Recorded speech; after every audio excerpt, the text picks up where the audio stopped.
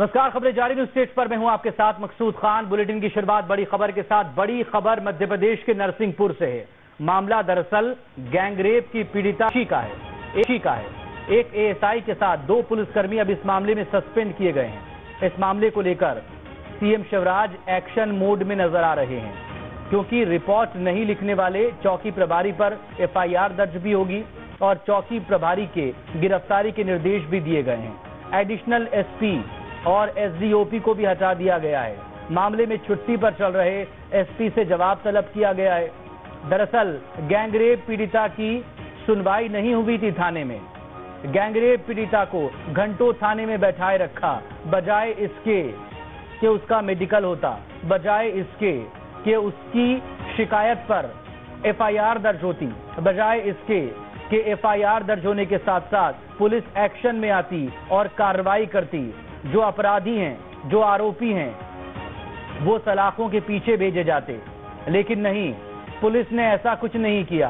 Police ने घंटों थाने में एक पीड़िता को, जिसके साथ ज्यादती हुई, जिसके साथ जुल्म हुआ, जिसके साथ गैंगरेप जैसी घिनौनी वारदात हुई, उसे घंटों थाने में बैठा कर रखा।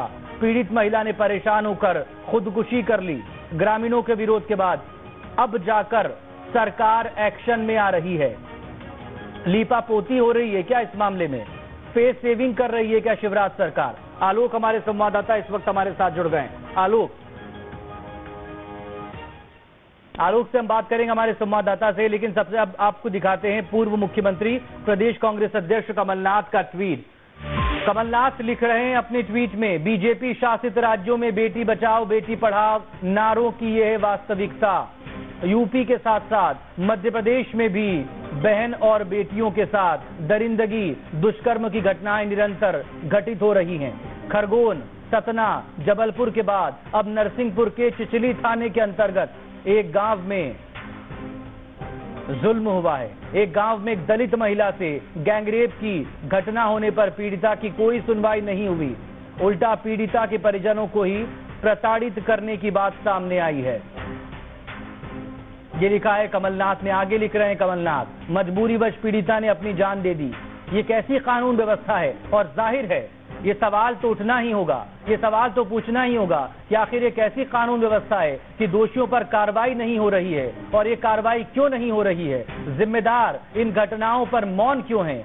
जब एक पूर्व मुख्यमंत्री, जब एक विपक्ष का नेता सवाल कर रहा है ट्वीट के जरिए, तब सरकार हरकत में आ रही है। दुर्गेश केसवानी हमारे इस वक्त हमारे साथ जुड़ गए। बीजेपी नेता दुर्गेश केसवानी जी, तो सुरक्षित कहां हैं बेटियां? क्यों हो रहा है महिलाओं पर अत्याचार?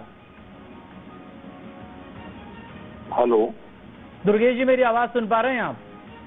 मैं आपका शुभ नाम जान सकता हूँ? हेलो, मकसूद खान बोल रहा हूँ न्यूज स्टेट से। जी मकसूद जी नमस्कार।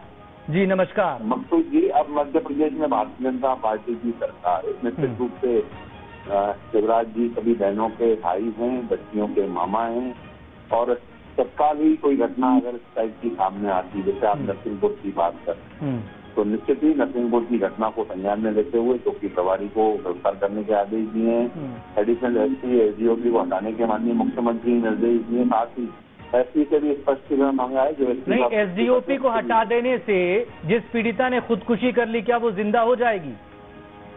देखिए मकसूद जी, पुलिस अपना काम करेगी और जो दोषी होंगे उनसे सख्त कार्रवाई भी। पुलिस काम करेगी तो फिर पुलिस क्या कर रही थी? पुलिस ने क्या काम किया जब वो पीड़िता इंसाफ के लिए रिपोर्ट लिखवाने गई थी? मकसूद जी, जहाँ पे लापरवाही होती है उसको निश्चित रूप से संज्ञान में लेकर उसको दिया जाता है। तो आप ही तो कह रहे हैं कि प्रदेश में बीजेपी की सरकार है, बेटियों के मामा है शिवराज, तो फिर क्या पुलिस को नहीं पता है कि बीजेपी की सरकार है? निश्चित रूप से, पर जो पूर्व में कमलनाथ सरकार थी, हम कमलनाथ जी आज ट्वीट के माध्यम से आरोप लगा सकते हैं, क्योंकि विपक्ष को एक हथियार के रूप में उनको विरोध करने का अधिकार है, पर जो दिशा और उन्होंने मध्य प्रदेश में की थी उसको दुरुस्त करने का अगर काम किया है तो हमारी सरकार ने किया। और निश्चित रूप से आगे ऐसी घटनाएं न घटे इसके लिए भी निश्चित ही आपकी सरकार तो फेस सेविंग वाला काम कर रही है ना केसवानी जी। सवाल ये है कि पुलिस क्या कर रही है? कल राजधानी भोपाल से एक वीडियो सामने आता है जिसमें एक महिला अपने ससुराल वालों के खिलाफ शिकायत करने जाती है, उसके साथ वहां धक्का मुक्की हो जाती है। इससे पहले बालाघाट में पुलिस ने क्या किया था, इससे पहले सतना में पुलिस ने क्या किया था, और अब एक गैंग रेप की पीड़िता इंसाफ के लिए जा रही है तो उसके साथ क्या कर रही पुलिस। आप बने रहेगा, हम आपसे इसका जवाब लेंगे। जीतू पटवारी पूर्व मंत्री हमारे साथ जुड़ गए। जीतू पटवारी जी, क्या हो रहा है मध्य प्रदेश में? कानून का राज नहीं चल रहा है, जंगल का राज चल रहा है। संवेदनशीलता के विरुद्ध जो स्वभाव बन गया सरकार का, जब यहाँ किसान आत्महत्या करते हैं तो मुख्यमंत्री कहते हैं किसान पागल हो गए हैं। स्टेटमेंट है, ऑफिशियल स्टेटमेंट। अभी खरगोन में घटना हुई, बालाघाट में घटना हुई, बुंदेलखंड में घटना हुई। लगातार बेटियों के साथ जिस तरीके का अत्याचार और अन्याय हो रहा है, हाथरस की घटना रोज मध्य प्रदेश में होती है, कहीं कहीं वैसी घटना मैं समझता हूँ। और एक सबसे बड़ी बात, मध्य प्रदेश की विधानसभा के प्रश्न के उत्तर में एक सरकार ने माना था शिवराज सिंह जी की कि हम बलात्कार में नंबर 1 है। तो मैं मानता हूँ कि ये असली चेहरा है, लोकतंत्र की हत्या करके बैठे हैं। तो बेटियों की इनको सुरक्षा कैसे, उस पर ध्यान कम, और सत्ता में हम बने रहे कैसे, इस पर ध्यान ज्यादा है। केसवानी जी, जवाब दीजिए। सत्ता सर्वोपरि है, महिलाओं की सुरक्षा सर्वोपरि है? देखिए, भारतीय जनता पार्टी के लिए मध्य प्रदेश की 7.5 करोड़ जनता सर्वोपरि है। पर जीतू पटवारी जी आज के दिन से ये आरोप लगा रहे हैं, जो कुछ सम्मेलनों में जो बातें करते थे कि कमलनाथ जी ने देसी विदेशी की बात की है। जब शिक्षा मंत्री का दायित्व होते हुए जब व्यक्ति देसी विदेशी की बात करता हो तो मुझे लगता है कि उनके आरोप लगाना निराधार है। बाकी पुलिस निश्चित रूप से कार्रवाई करेगी, सख्त से सख्त जो दोषी हैं उनको नरसिंहपुर वाले मामले में पुलिस ने कार्रवाई क्यों नहीं की?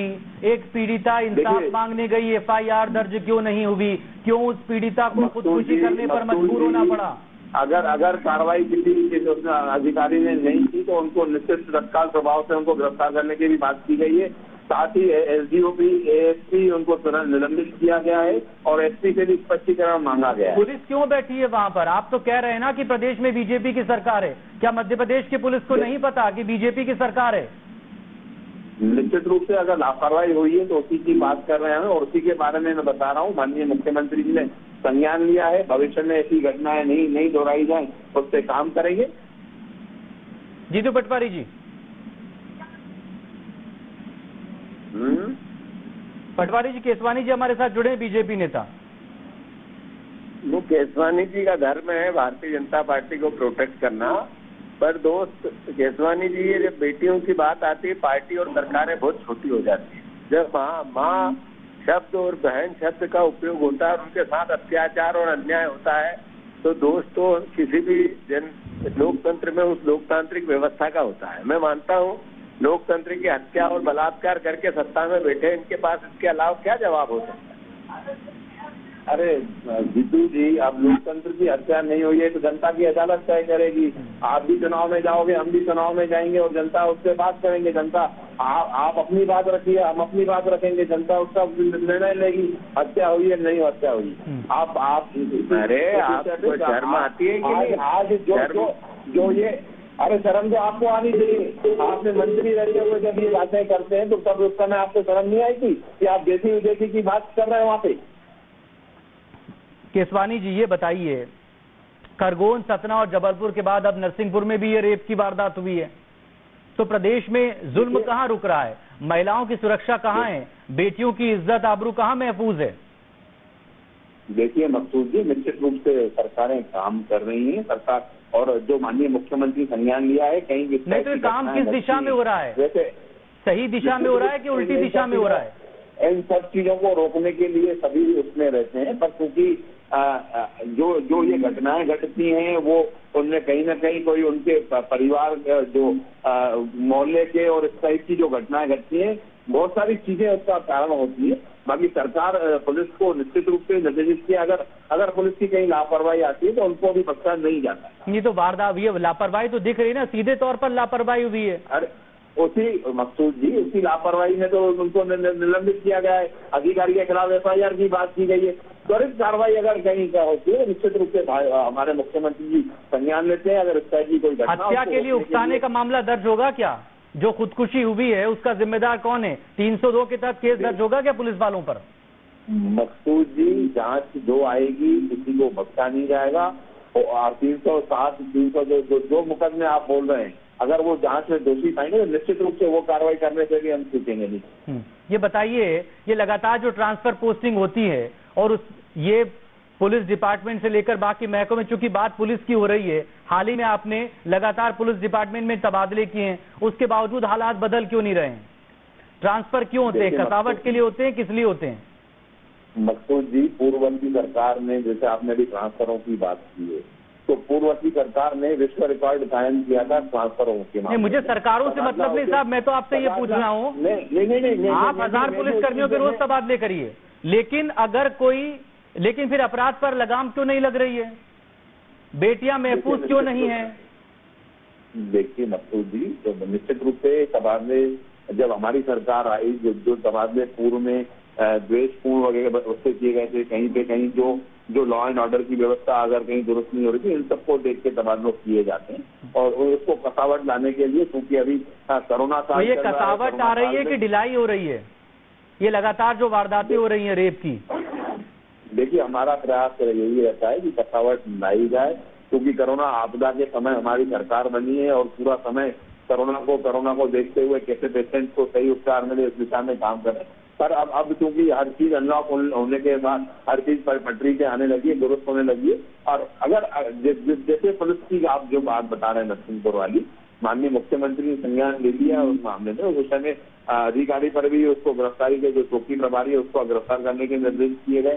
साथ ही साथ एसडीओपी को भी हटाया गया है, एसएसपी को, एएसपी को भी हटाया गया। और निश्चित रूप से एसपी के जवाब में कहीं पे भी कोताही नहीं बरती जाएगी। मैं आपके चैनल में, कोताही तो हो चुकी ना साहब, वो तो हो चुका जो होना था। एक पीड़िता को अपनी जान देनी पड़ गई, इसलिए क्योंकि एक तो उसके साथ जुल्म हुआ, दूसरा जब वो थाने में इंसाफ मांगने गई तो उसे ज्यादती वहां पर मिली, तो जुल्म भी हुआ, ज्यादती भी हुई। वो जो होना था हो चुका। अब आप सरकार बचाइए, आप अपना चेहरा बचाइए। ये फेस सेविंग ही तो हो रही है अब जो कार्रवाई हो रही है, वरना तो पहले हो जाता है काम। एक एफआईआर लिखने में क्या जाती है? आपके साथ इससे पहले भी कई बार बात की हमने, अलग अलग वक्त में, अलग अलग प्रोग्राम में। आप ही कहते हैं ना कि हमारी सरकार में तो इंसाफ मिलता है, एफआईआर दर्ज होती फौरन, इसीलिए एनसीआरबी के आंकड़ों में बलात्कार के मामलों में मध्य प्रदेश आगे आता है। लेकिन अगर ऐसा होता है तो फिर एफआईआर क्यों नहीं होगी? ये आईना दिखा रही है, ये मामला आईना दिखा रहा है आपको और आपकी सरकार को। बहुत शुक्रिया आपका। आलोक हमारे संवाददाता हमारे साथ जुड़े। आलोक, अब बताइए कि पीड़ित परिवार कहाँ है, इंसाफ कब तक मिलेगा, कैसे मिलेगा? देखिए, मैं आपको बता दूं, पीड़ित परिवार की अगर बात करें तो पीड़ित परिवार अपने गांव में ही है और इंसाफ की तलाश में है, इंसाफ की ओर टक लगाए हुए है।